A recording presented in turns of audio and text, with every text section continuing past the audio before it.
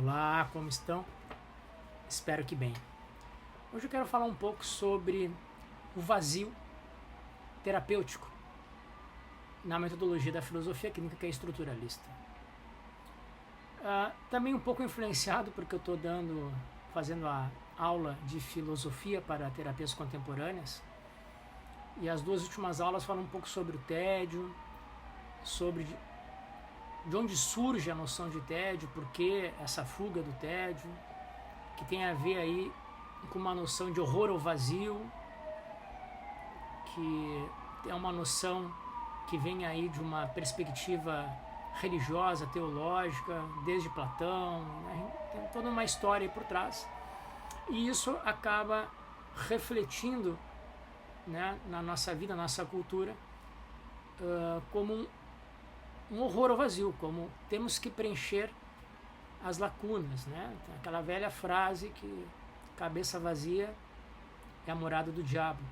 E isso é completamente o oposto, ou se não o oposto, de uma forma contrária à percepção do vazio, por exemplo, no Oriente, onde é a busca do vazio, da meditação, do não pensamento, do silêncio, da calma, do não movimento, né?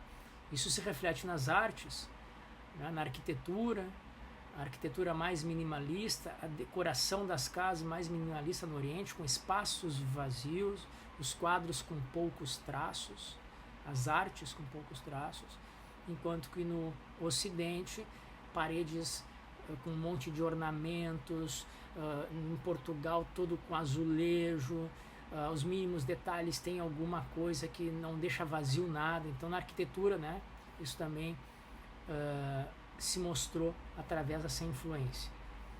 E o que isso tem a ver, né, na nossa existência, essa busca de preencher o vazio, de não cair em tédio, de preencher as lacunas, de estar sempre numa atividade constante para que o vazio não apareça, não se instale e a gente caia por causa dele num tédio, num niilismo, numa vida aí ter que procurar um sentido do vazio. Mas eu não vou falar sobre isso, eu só falo lá na aula do curso de filosofias para terapias contemporâneas. Eu quero trazer aqui como a filosofia clínica vê isso. Porque a filosofia clínica, ela é uma terapia estruturalista. E a estrutura contempla o vazio, o vácuo, a lacuna. Senão não seria uma estrutura, seria uma coisa plana. Essa prateleira que eu tenho aqui atrás, ela tem espaços vazios, eu posso preencher ou não. Mas entre os livros também tem espaço vazio. O vazio, o espaço vazio é uma constante para a estrutura. Já vimos isso em outros vídeos, eu acho, sobre estruturalismo, né? A estrutura contempla o vazio.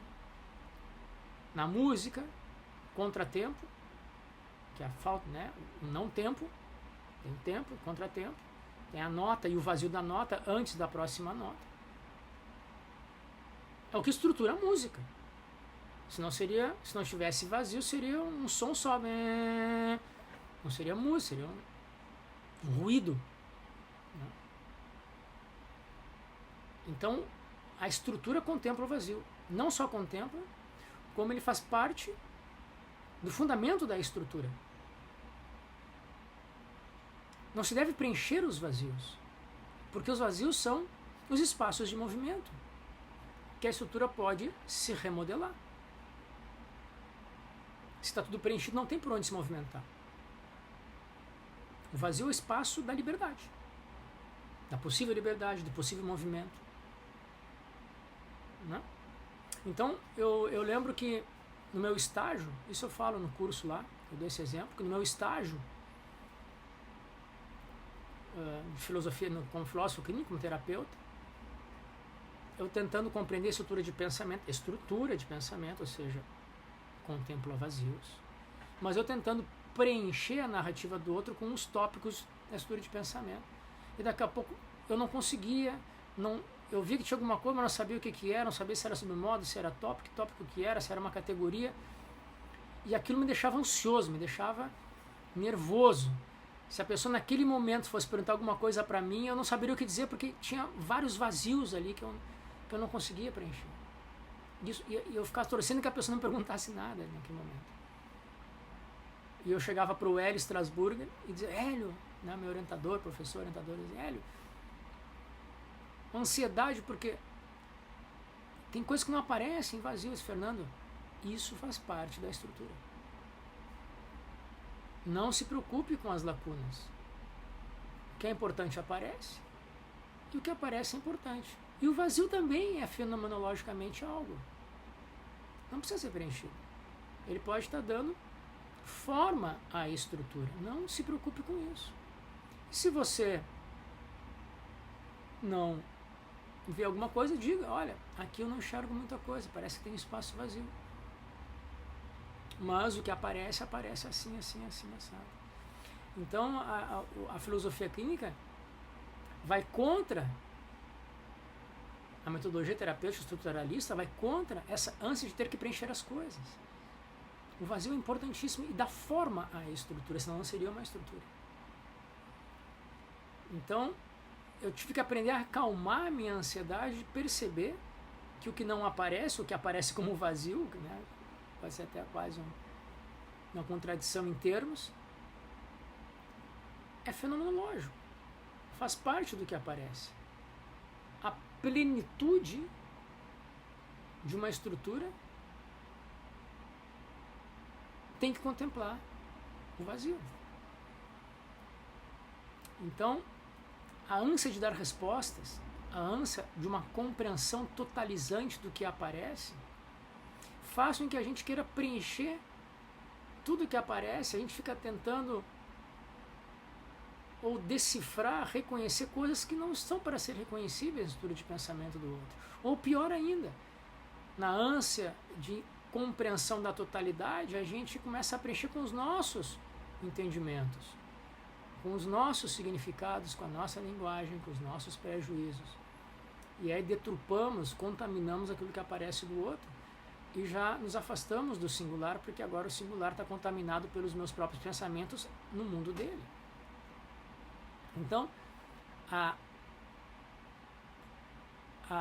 outra metáfora que eu aprendi a usar também na formação em filosofia clínica é que a filosofia clínica é um mergulho no vazio.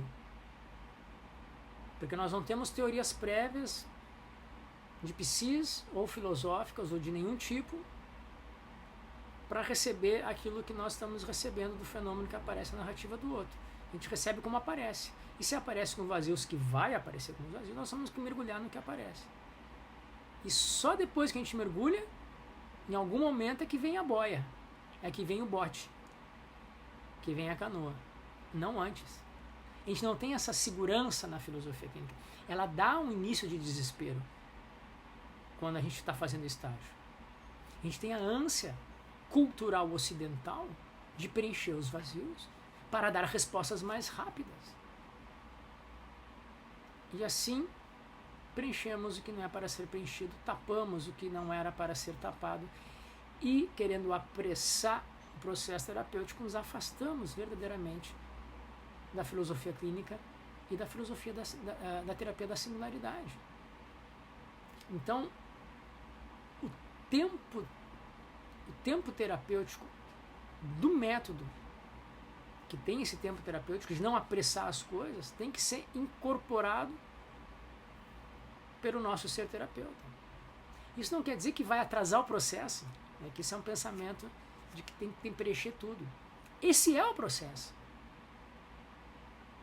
Se ele vai ser mais longo, ou mais curto, ou mais rápido, não depende de eu preencher esses vazios, depende de eu compreender a estrutura de pensamento do outro de forma afinada com o meu ouvido e da interação terapêutica que eu vou ter com cada um e do objetivo que cada um tem. Pode ser que o objetivo que a pessoa tenha seja ficar mais tempo na terapia.